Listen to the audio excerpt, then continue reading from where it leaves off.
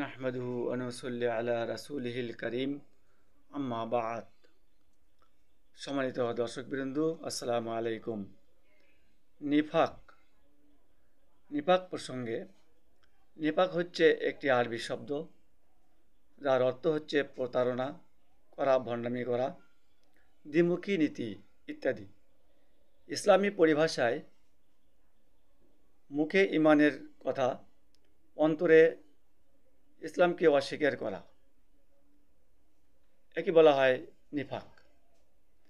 আর এরূপ যে করে সে ব্যক্তি হচ্ছে মুনাফিক। আল্লাহ পাক এ প্রসঙ্গে বলেন, ওয়াইযা লাকুল্লাযীনা আমানু ক্বালু আমান্না ওয়াইযা খালাউ ইলা শায়াতিনিহিম ক্বালু ইন্না মাআকুম ইন্নামা নাহনু মুস্তাহজিউন।